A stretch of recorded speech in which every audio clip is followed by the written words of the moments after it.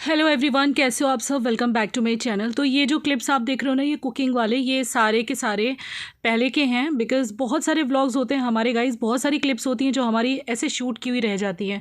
और जब से भैया जी का ऐसे हुआ है तो मैं रेगुलर व्लॉग्स डाल भी नहीं रही हूँ। तो ये क्लिप्स कुकिंग के मेरे पहले के हैं, भाई की डेथ से पहले के। तो वो मैं आपके साथ शेयर कर रही हूँ क्योंकि शेयर तो करनी है, नहीं तो ये पड़े रह जाएंगे।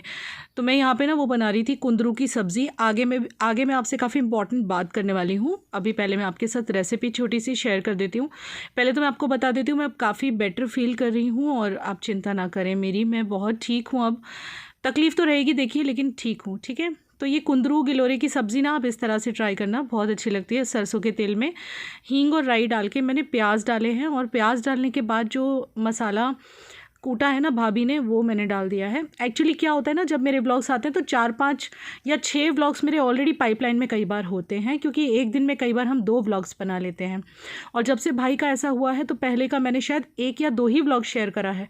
तो क्लिप्स तो बची हुई हैं ही मेरे पास, ये कुकिंग की क्लिप वगैरह भी सारी बची हुई हैं।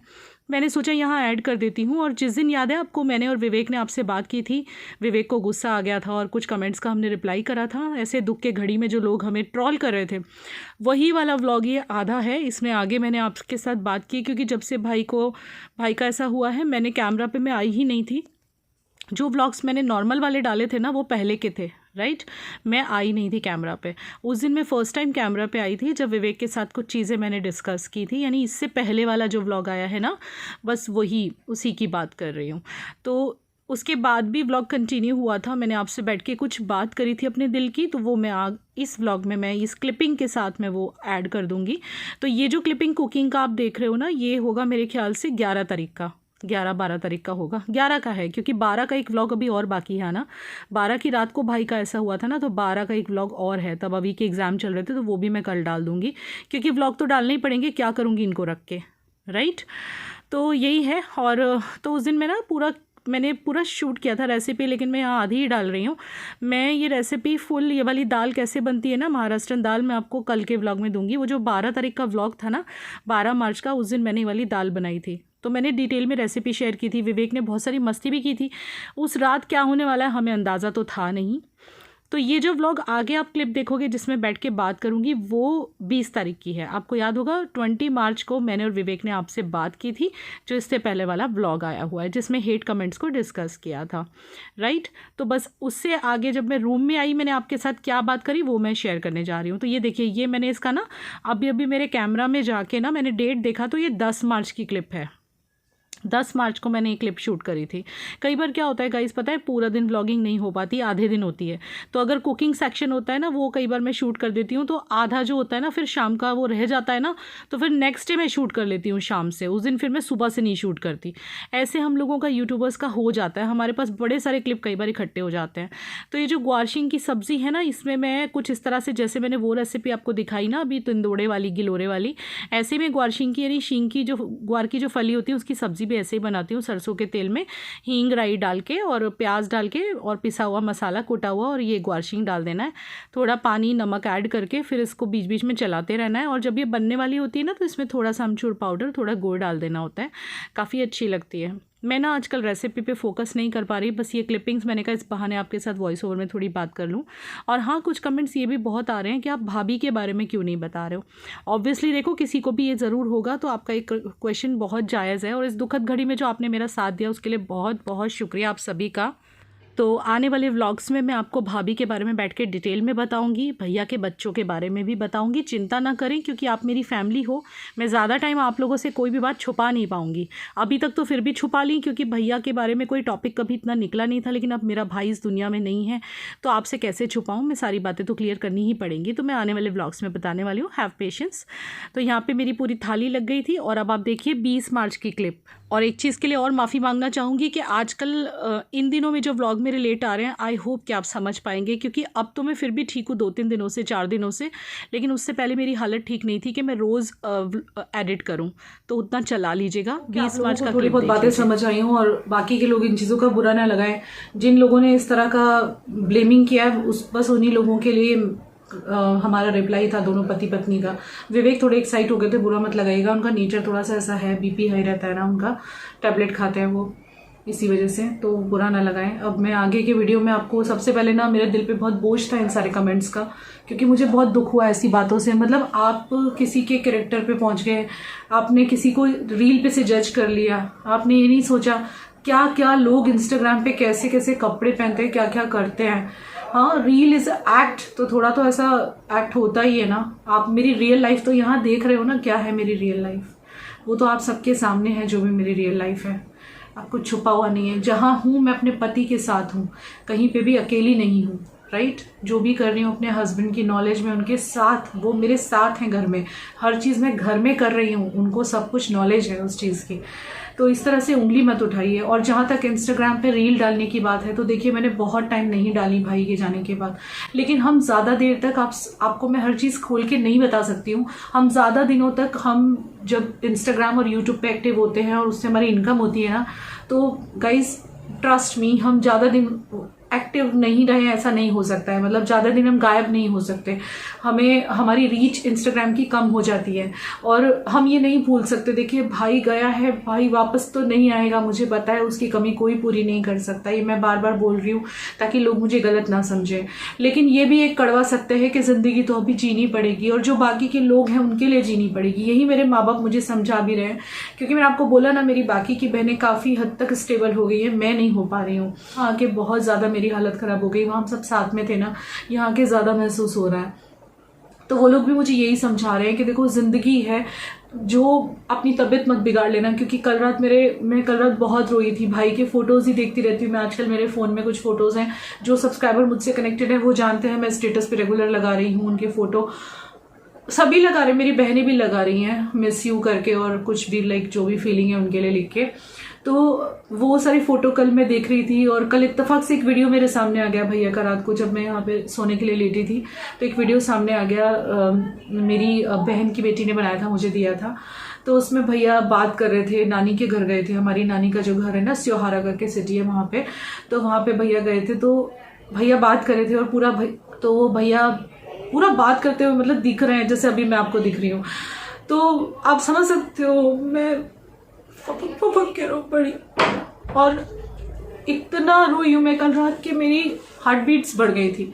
तो मेरे माँ बाप भी मुझे सुबह में यही समझाए कि देखो बेटा, जो हो गया है वो हो गया है। जब हम नॉर्मल हो गए हैं, जब दोनों तेरी बहनें थोड़ी स्टेबल हो गई, तो अब तू भी हो जा, क्योंकि तुझे अपनी फैमिली के लिए अर्न करना है, पैसा कमाना है, काम करना है। अपने कोलैबोरेशन शुरू करो, काम शुरू करो, व्लॉगिंग शुरू करो, मन थोड़ा बटेगा। नहीं तो तुम यही सोचती रहोगी ना, तो कोई और समस्या मत खड़ी कर देना विवेक के लिए। ऑलरेडी अभी विवेक को कोलोनोस्कोपी के लिए लेके जाना है। तो यही चीज़ उन्होंने भी मुझे समझाई। तो ऑब्वियसली देखिए, मैं कोलैबोरेशन कितने दिन रोक सकती हूँ, एक कमिटमेंट होती है, यू नो, मैंने एक कंपनीज के साथ मेरी एक कमिटमेंट है जैसे, तो वो काम मैं कितने दिन तक रोक सकती हूँ। आप मानेंगे, मैंने जैसे ही भाई का ये हुआ ना, तो आप तो इसको भी अब गलत समझेंगे कि मैंने उन लोगों को सबको वहां से चंडीगढ़ से कॉल किया, मैसेज किया, वॉइस मैसेज डाला, ये भी आपको गलत लगेगा, है ना। लेकिन ये गलत नहीं है, क्योंकि हम नहीं भूल सकते कि ठीक है हमारे घर में जो भी हुआ है, लेकिन हमारी कुछ कमिटमेंट्स हैं हमारे जॉब की। ये मेरा एक जॉब है, आप इसे जॉब की तरह लें। लोग कैसे फन की तरह से लेते हैं कि लोग वीडियो बना रहे हैं फन के लिए, ऐसा नहीं है। दिस इज माई जॉब, मैं आपको ओपनली बोल रही हूँ, और आप सबको पता है कि इसी की इनकम से मेरा घर चलता है, चाहे कम आए या ज्यादा आए, इसी में हमारा जीवन चलता है। ये सच बात है। सो यूट्यूब मेरे लिए भगवान है। तो ऑब्वियसली मैं ज्यादा दिन काम नहीं रोक सकती हूँ, क्योंकि मेरी कमिटमेंट है ममाअर्थ के साथ, मेरी कमिटमेंट है अमेजन के साथ। वो अमेजन का वीडियो भी मैं शूट करके गई थी, ज्वेलरी वाला, या तो आया होगा, अभी आपने देख लिया होगा, जिसको देख के शायद गलत भी समझा लोगों ने, या आना बाकी होगा, तो अब गलत जरूर समझेंगे कि इतना तैयार होके मेकअप करके भाई के जाने के बाद वीडियो शूट कर रही है अमेजन का, और कितनी नॉर्मल लग रही है। लेकिन उनको क्या समझाऊं मैं कि वो वीडियो पहले का शूट हुआ रखा है। मैं आपको मेरे फोन में दिखा सकती हूँ डेट के साथ, उस वीडियो को शूट हुए। प्रिशा, कितना टाइम हो गया, तू ही बता दे। फैब में ही कर दिए थे। यस, फैब में ही वो वीडियो मैंने शूट करके रख दिया था, क्योंकि एवरी मंथ अमेजन तो हम करते ही हैं इन्फ्लुएंसर्स, तो मेरे पास कुछ ज्वेलरीज पड़ी थी, तो मैंने फरवरी में ही उसको शूट कर दिया था। अब वो वीडियो तो देख के लोगों को तो कि इसने तो भाई के बाद इतनी रेडी हो गई, आप उसमें मेरी आंखें देख लो और इसमें मेरी आंखें देख लो, क्या अभी आपको लग सकता है कि वो वाला वीडियो अभी का होगा? उस वीडियो को देख लेना अगर नहीं आया है तो, और अगर आ गया होगा तो क्रिटिसिज्म हो ही चुका होगा अब तक दुनिया भर का। काम तो मुझे शुरू करना ही है, मेरे पेरेंट्स मुझे फोर्स करें और ना भी फोर्स करें तो भी ये कड़वा सकते हैं कि वो जो चला गया है वो वापस नहीं आने वाला है। लेकिन अब जो बचे हुए लोग हैं, प्रिशा भी मुझे यही समझा रही है, ये भी यही कह रही थी कि मम्मी जो बचे हुए लोग हैं उनके लिए आपको जीना करने की कोशिश कर, क्योंकि हम भी तुम्हें देख के ही अपने आप को नॉर्मल कर रहे हैं। मेरे पेरेंट्स का भी यही कहना है। और मेरे पेरेंट्स ने एक और बात मुझे लास्ट में बोली आज सुबह कि तू जितना ज्यादा रोएगी और परेशान रहेगी ना, तेरे भाई की आत्मा को उतनी तकलीफ होगी। तो ये सुन के तो मैं बहुत ही ज्यादा ये हो गई, इसलिए आज से मैंने अपने आप को थोड़ा सा ठीक करने का कोशिश किया है। और ऑब्वियसली बैक टू वर्क तो आना ही पड़ेगा, क्योंकि ये मेरी रोजी रोटी है और मेरी एक कमिटमेंट है हर एक ब्रांड के साथ, जो कि मैं ऑलरेडी लेट हो चुकी हूँ। अब मुझे फटाफट कोलैबोरेशन शूट करके उन लोगों को देना है। जो जिंदगी में हो गया, लेकिन आगे तो बढ़ना पड़ेगा, जीना तो पड़ेगा, मर तो नहीं सकता इंसान। मुझे अब मैं अकेली होती तो समझे, लेकिन मेरे साथ 3 जिंदगियां जुड़ी हुई हैं, इनके लिए भी मुझे काम करना है, कोलैबोरेशंस करने हैं, वीडियोस करने हैं। तो आप लोग इसे अब गलत ना समझना कि व्लॉग्स बनेंगे और कोलैबोरेशन होंगे, और कोलैबोरेशन में प्रोडक्ट कुछ भी हो सकता है ना। तो लोग ऐसे सोचेंगे, जज करेंगे। आपको पता है, एक अंदर की बात बताती हूँ, मेरे पास एक लिपस्टिक की कोलैबोरेशन आई थी, है ना। मम्मी ने मना कर मैंने आज सुबह उनको वॉइस मैसेज डाला कि मैं लिपस्टिक की कोलैबोरेशन नहीं कर पाऊंगी, क्योंकि वो बहुत ब्राइट कलर्स है। नो डाउट मैंने आज भी टेंट लगाया है, लेकिन विवेक के फोर्स करने पे और इसके फोर्स करने पे कि अपने आप को थोड़ा ठीक करो। सिंदूर लाके दे बेटा, पापा कह रहे हैं लगाने के लिए आज सिंदूर। और बिंदी ना मेरी वहां है, बेसिन पे है, देख छोटी वाली बिंदी, छोटे साइज की है। तो आज से मैं अपने आप को बैक टू वर्क डाल रही हूँ। तकलीफ तो रहेगी, मैं अभी ओवरकम इतना जल्दी नहीं हो पाऊंगी। भले बात नहीं होती थी तो क्या, मेरा भाई था, मेरा ब्लड था, वो मेरी जान तो उसमें बसी ही थी, चाहे वो मुझसे बात करे ना करे। लेकिन अब क्या करें, क्या कर सकते हैं, जिंदगी तो जीनी पड़ेगी, आगे तो बढ़ना पड़ेगा। पापा कह रहे हैं मेरी औरत है, उसको मैं लगाऊंगा। खोलो ये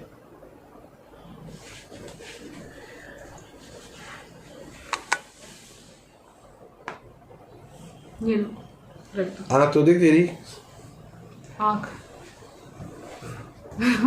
क्या हुआ मेरी आंखों को? देख, रो रो के सूज गई है, इससे बोटा सूज गई। हाथ जोड़ के विनती है कि आप मुझे गलत ना समझें, और अगर गलत समझना है जिन लोगों को तो वो समझते रहें।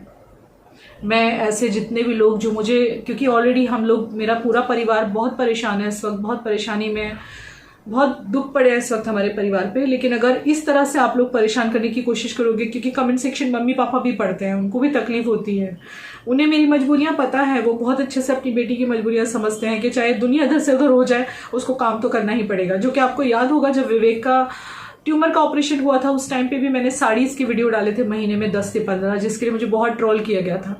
लेकिन वो लोग ये क्यों भूल जाते हैं कि हमारा सोर्स ऑफ इनकम यही है, और जब उनका ट्रीटमेंट चल रहा है तो मुझे उस टाइम पे वो वीडियोस तो डालने ही पड़ेंगे। मुझे उस टाइम पे तो और ज्यादा पैसा चाहिए ना उनके ऑपरेशन के लिए।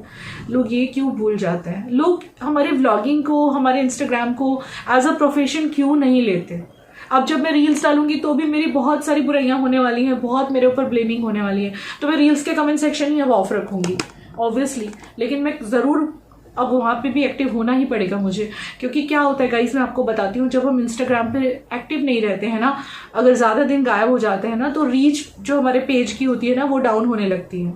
और जब रीच हमारी अच्छी होती है ना पेज की, तो ही हमें अच्छे कोलैबोरेशंस वगैरह मिलते हैं। और वहाँ मुझे कोलैबोरेशन मिलने लगे, आपने देखा होगा, कुर्तीज़ का भी मैंने किया है, अमेजन साड़ी का भी करती हूँ मैं, और वहाँ पे क्या बोलते हैं, अभी पीछे गेमिंग ऐप का भी किया था। तो वो सब रीच देख के मिलता है। एंड अल्टीमेटली मैं ये नहीं भूल सकती, this is our not mind, हम सबका ये ब्रेड एंड बटर है, और ये मेरे माँ बाप बहुत अच्छे से जानते हैं। तो प्लीज़ कमेंट सेक्शन में ऐसी चीज़ें मत लिखिए। इस वक्त हम लोग बहुत तकलीफ में हैं, हम लोग मेंटली सब टूटे हुए हैं, हम एक दूसरे को संभाल रहे हैं फ़ोन पे, पता है आपको। तो प्लीज़ ऐसा कुछ मत लिखिएगा, क्योंकि मम्मी पापा आजकल कमेंट सेक्शन पढ़ रहे हैं भैया की वजह से, और आप भी बहुत अच्छे से जानते हैं कि आपके जीजू के साथ क्या हुआ है, वो किस कंडीशन में है। वो आपने देखा ना, अभी इस बार उन्होंने बहुत मेहनत की तो वो हॉस्पिटलाइज हो गए थे, आपको वो भी पता है, भैया की डेथ से जस्ट पहले वो हॉस्पिटलाइज हुए थे। तो अब उनके लिए बिजनेस भी प्लान करना है मुझे, उसमें भी मुझे पैसे की ज़रूरत पड़ेगी। उनका भी सूरत में चेकअप होना है, इस बार काफ़ी पैसा लगने वाला है। और पैसा किस चीज़ के लिए नहीं चाहिए, बच्ची बड़ी हो गई है, कॉलेज में आने वाली, अभी कॉलेज की फीस भरनी है।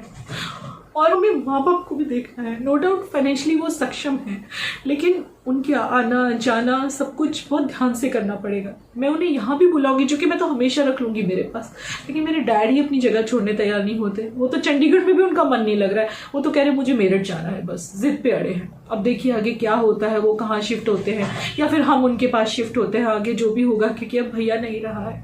अब माँ बाप हम तीनों की जिम्मेदारी है। मैं खुद की तारीफ नहीं कर रही हूँ, ये मेरे पापा बोलते हैं कि ये मेरा बेटा है, बेटा बेटी नहीं है, ये मेरा बेटा है। जितना ये स्ट्रांग है और जितना इसने ज़िंदगी में तकलीफ़ें देखी हैं और उनमें से खुद बाहर निकली है, तो ये मेरा बेटा है।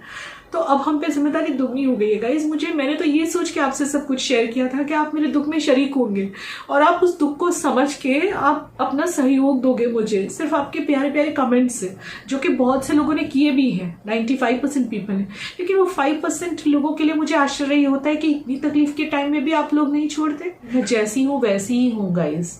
आज अगर मैंने 20 तारीख है, ये 20 मार्च, अगर 20 मार्च को मैंने ये लिप टिंट लगाया है, आपके सामने हूँ मैं, भले आप कितनी भी गालियाँ दे लो मुझे। प्लीज़ गाइस, इस टाइम पे बहुत तकलीफ में है मेरा परिवार। अब एग्ज़ाम के बाद तो आराम से रहना फिर हमारे पास। तो हम लोग एग्ज़ाम के बाद जाने वाले हैं, जैसे ही बच्चों के एग्ज़ाम खत्म होंगे हम जाने वाले। बहुत कुछ जिम्मेदारी आ गई है आपकी रुचि दीदी पे। अभी हमें मिलकर डिसाइड करना है हम तीनों बहनों को मॉम डैड कहाँ रहेंगे, क्योंकि हम नहीं चाहते वो अब मेरठ में अकेले रहें।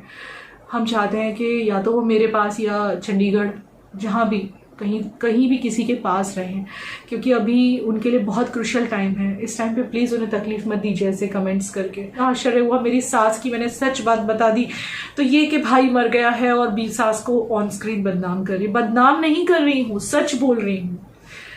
आप ही बताइए क्या उन्होंने ये सही किया? और ये आज तक जितनी बार भी वो यहाँ आई है ना, मेरे हस्बैंड के गिड़गिड़ाने पे आई है, कभी खुशी से नहीं आई है। वो बेचारे तड़पते रहते हैं उनके लिए, लेकिन वो नहीं आती हैं यहाँ पे। और जहाँ तक ये दूसरी शादी की बात है, तो मैं ज़बरदस्ती नहीं किया था विवेक के साथ। विवेक की शादी भी नहीं हो रही थी। अगर वो मुझसे शादी ना करते तो शायद आज अकेले होते। उनको कौन संभालता उनकी बीमारी में? मैंने तो संभाल भी लिया, बचा भी लिया। कौन बचाता उन्हें? आप ही बताइए ना। लोगों को ये भी लग सकता है कि भाई की डेथ के बाद कितना बोल रही है कैमरा पे। आप लोग मजबूर करते हो बोलने के लिए, आप लोग इतने आक्षेप लगाते हो, इतने ब्लेम करते हो, इतना आप मजबूर कर देते हो इंसान को कि वो ऐसी भी हालातों में वीडियो बनाने के लिए रेडी हो जाता है। तो गाइज, आज से मैं अपना काम शुरू कर रही हूँ। थोड़ा थोड़ा खुद को नॉर्मलाइज करने की कोशिश कर रही हूँ, क्योंकि मैं कुछ ज़्यादा ही डिप्रेशन में जाने लगी हूँ। विवेक तो मुझे यहाँ तक बोले कि अगर ज़्यादा डिप्रेशन तुमको हुआ तो मैं तुमको आउट ऑफ सिटी कहीं ले जाऊँगा। मैंने कहा नहीं, मुझे कहीं नहीं जाना है। आई होप कि अब आप लोग हम लोगों को हर्ट नहीं करोगे। आपको जो भी कहना है ना, कुछ दिन निकल जाने दो, क्योंकि आजकल मम्मी पापा कमेंट्स पढ़ रहे हैं। कुछ दिन चले जाएंगे ना, फिर आप मेरे को जितनी गालियाँ देना है दे लेना, लेकिन कुछ दिन मेरे परिवार को प्लीज़ मत तकलीफ दो। 2 हाथ जोड़ के बोलती हूँ आपसे।